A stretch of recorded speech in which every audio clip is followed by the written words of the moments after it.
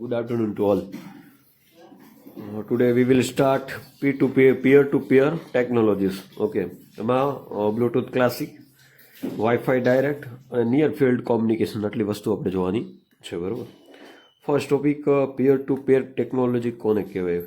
Okay, તો પિયર two પિયર ટેકનોલોજી જે છે એ ડિસેન્ટ્રલાઇઝ કોમ્યુનિકેશન છે. ડિસેન્ટ્રલાઇઝ એટલે કે સેન્ટરથી ડિસ્ટ્રીબ્યુટ થતું હોય. ઓકે, સેન્ટરથી ડિસ્ટ્રીબ્યુટ થતું હોય. ઓકે, અને સેન્ટ્રલાઇઝ હોય એ સેન્ટરમાં બધા કોમ્યુનિકેશન ચેનલ કે જે કાંઈ આપણે કહીએ આવતું હોય. ઓકે, તો આ જે પિયર ટુ પિયર ટેકનોલોજી છે એ ડિસેન્ટ્રલાઇઝ કોમ્યુનિકેશન છે, બરાબર. એને ડિસેન્ટ્રલાઇઝ કોમ્યુનિકેશન કહેવામાં આવે છે. પછી પેયર ટુ પેયર એટલે કે P2P ટેકનોલોજીમાં સેન્ટ્રલાઇઝ સર્વર વિના એક કોમ્પ્યુટર નોડ બીજા કોમ્પ્યુટર નોડ સાથે જોડાય છે અને ફાઇલ અથવા તો ડેટા શેર કરે છે, બરાબર. એક કોમ્પ્યુટર નોડ અથવા અને બીજા કોમ્પ્યુટર નોડ સાથે જોડાઈને ડેટા અને ફાઇલ એક્સચેન્જ કરે છે, શેર કરે છે, બરાબર. હવે P2P નેટવર્કમાં દરેક કોમ્પ્યુટર નોડ ક્લાયન્ટ અને સર્વર એમ બંને તરીકે કાર્ય કરે છે, બરાબર. આ મોસ્ટ એમપી 3 લાઈન જો એક્ઝામમાં આપણને ક્વેશ્ચન પૂછાય કે પિયર ટુ પિયર ટેકનોલોજી સમજાવો, બરાબર, અથવા તો એક્સપ્લેન કરવાનું કહે તો આ 7 માર્કમાં 3 એક્સપ્લેન કરવાનું ને પિયર ટુ પિયર ટેકનોલોજી શું છે આ 3 પોઈન્ટ તમારે લખવાના રહીએ, બરાબર. ઓકે, ફર્સ્ટ પોઈન્ટ ફર્સ્ટ છે Bluetooth classic. Okay, Bluetooth classic. હવે બ્લૂટૂથ ક્લાસિક એ બ્લૂટૂથ વાયરલેસ કોમ્યુનિકેશન સ્ટાન્ડર્ડનું મૂળ વર્ઝન છે, એટલે કે ઓરિજિનલ વર્ઝન છે બ્લૂટૂથ ક્લાસિસ. એ વાયરલેસ કોમ્યુનિકેશન સ્ટાન્ડર્ડનું ઓરિજિનલ વર્ઝન છે, બરાબર, બ્લૂટૂથ ક્લાસિસ, બરાબર.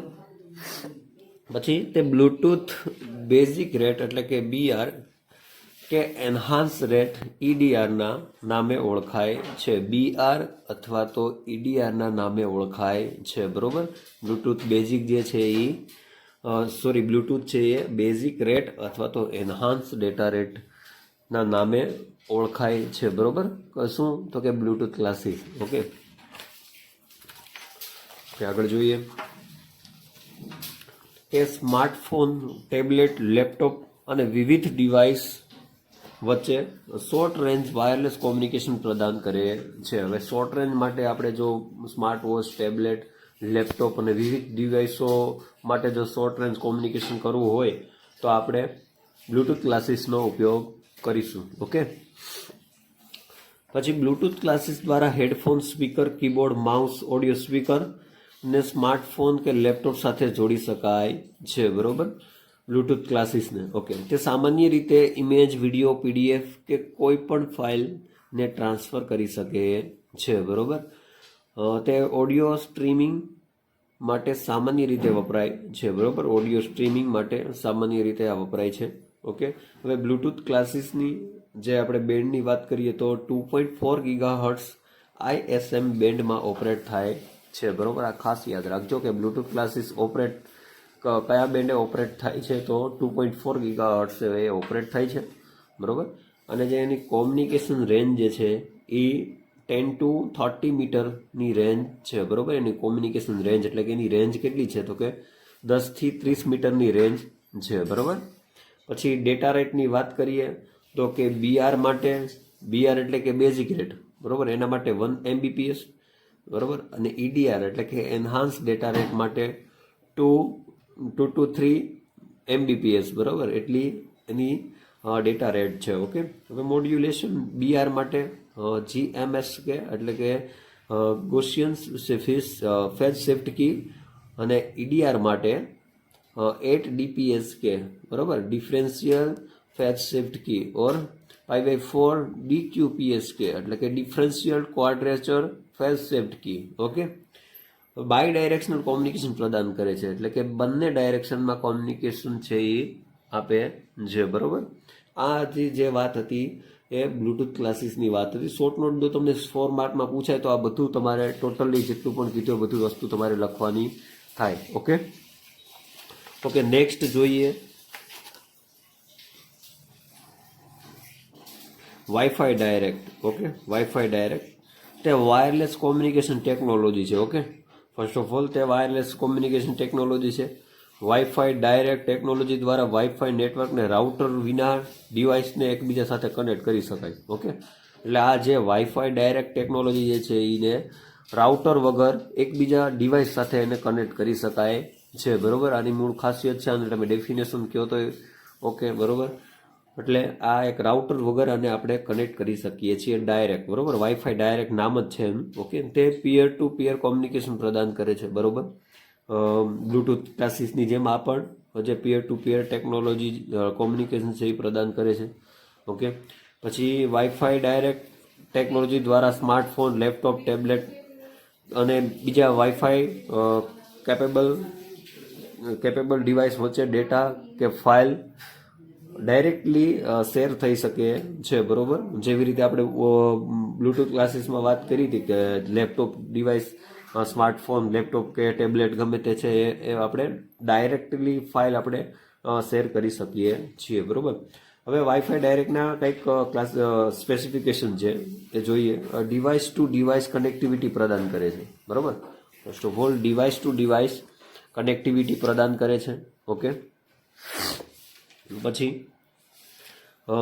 સિમ્પલ સેટઅપ છે. WPA2 એ એન્ક્રિપ્શન વડે સુરક્ષિત કનેક્શન પ્રદાન કરે છે. ક્રોસ પ્લેટફોર્મ કેપેબિલિટી પ્રદાન કરે છે. ઓકે, આગળ જોઈએ તો વાઈફાઈ ડાયરેક્ટ મુખ્યત્વે સ્માર્ટફોન કે મોબાઈલ ડિવાઇસમાં રહેલ ડોક્યુમેન્ટ વાઈફાઈ એનેબલ પ્રિન્ટરમાંથી પ્રિન્ટ લેવા માટે ઉપયોગ થાય છે. આ સિવાય સ્માર્ટફોન ને સ્માર્ટ ટીવી સાથે કનેક્ટ કરી મીડિયા શેર કરવા માટે ઉપયોગી છે. ઓકે, પછી વાઈફાઈ ડાયરેક્ટનો ડેટા રેટ બ્લૂટૂથ ક્લાસીસ કરતાં 10 ગણો વધારે છે. બરોબર, ખાસ યાદ રાખજો. ડેટા રેટ આપણે બ્લૂટૂથ ક્લાસીસમાં જે વાત કરી હતી તે BR અને EDR માટે 1 to 3 Mbps જેટલો હતો. હવે આ જે વાઈફાઈ ડાયરેક્ટ જે છે ડેટા રેટ એ બ્લૂટૂથ ક્લાસીસ કરતાં 10 ગણો વધારે છે. બરોબર, ડેટા રેટ. ઓકે, લાસ્ટ જોઈએ નિયર ફિલ્ડ કોમ્યુનિકેશન. બરોબર, સોરી, જેને આપણે NFC કહી શકાય. બરોબર, નિયર ફિલ્ડ કોમ્યુનિકેશન એટલે કે નિયર મીન્સ નજીક. ઓકે, તો કે નજીકની વસ્તુમાં આપણે જે કંઈ કોમ્યુનિકેશન કરવાનું હોય તેને કહેવાય નિયર ફિલ્ડ કોમ્યુનિકેશન. બરોબર, તે wireless short range communication technology છે. બરોબર, શોર્ટ રેન્જ કોમ્યુનિકેશન એટલે કે નિયર ફિલ્ડ કોમ્યુનિકેશન. બરોબર, આ ટેકનોલોજી વડે જ્યારે ડિવાઇસને અમુક સેન્ટીમીટર કરતાં ઓછા અંતરે રાખવામાં આવે ત્યારે ડેટા એક્સચેન્જ થઈ શકે છે. બરોબર, સેન્ટીમીટર કરતાં નજીક. ઓકે, એટલે આ માનો ને કે નજીક જે આપણે ડિવાઇસ કનેક્ટ કરવા હોય ત્યારે આ ટેકનોલોજીનો ઉપયોગ થાય છે. NFC કોન્ટેક્ટ લેસ કોમ્યુનિકેશન પ્રદાન કરે છે. બરાબર, આ ખાસ બધા પોઈન્ટ યાદ રાખજો. બરાબર, પછી NFC દ્વારા કોન્ટેક્ટ લેસ પેમેન્ટ શક્ય છે. યુઝર દ્વારા તેમનું ડિવાઇસ કે ડેબિટ કાર્ડ કે ક્રેડિટ કાર્ડને NFC એનેબલ્ડ પેમેન્ટ ટર્મિનલ નજીક લાવતા પેમેન્ટ કરી શકાય છે. હવે સ્માર્ટફોન વચ્ચે જે કોન્ટેક્ટ ફોટો નાની ફાઇલ NFC દ્વારા શેર કરી શકાય છે. બરોબર, સ્માર્ટફોન વચ્ચે જે કોન્ટેક્ટ ફોટો કે નાની ફાઇલ જે છે એ NFC દ્વારા સેન્ડ કરી શકાય છે. બરોબર, પછી ડિવાઇસ પેર કરવા સરળ છે. ઓકે, ડિવાઇસને આપણે પેર કરવા સરળ છે. બે NFC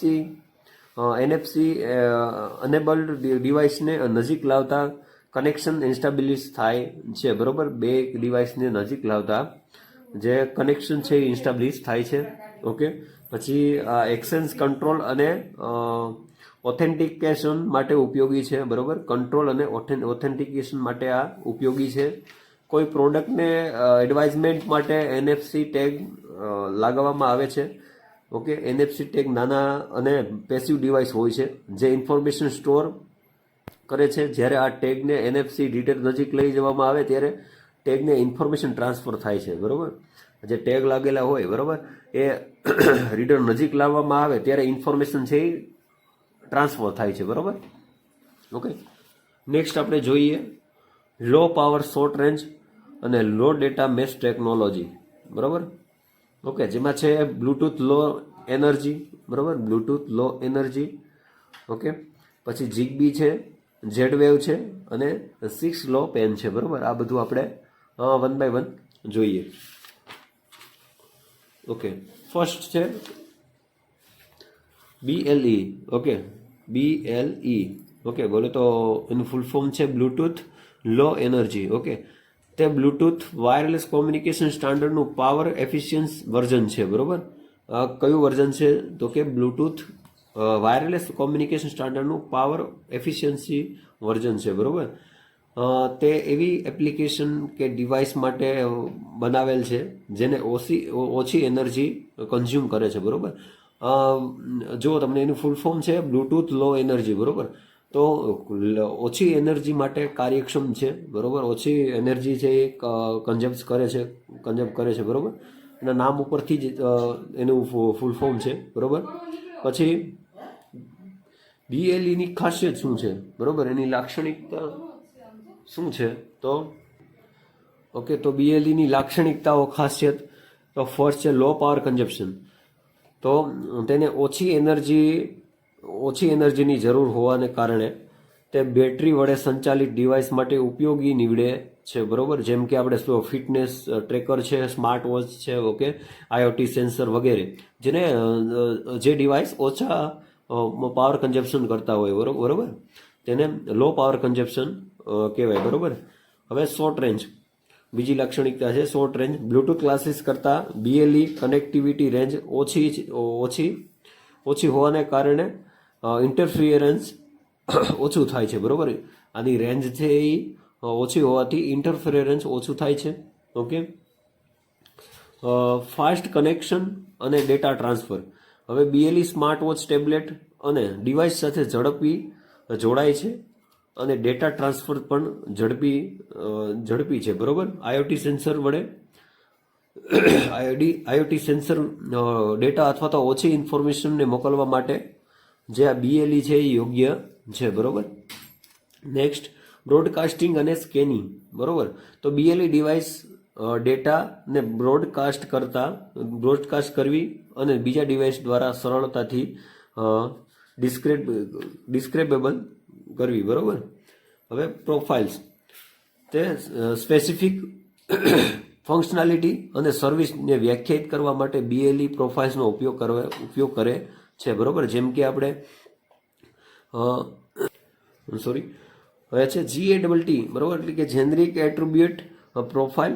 બરોબર, જે ડેટા એક્સચેન્જ માટે ઉપયોગી છે. ઓકે, અને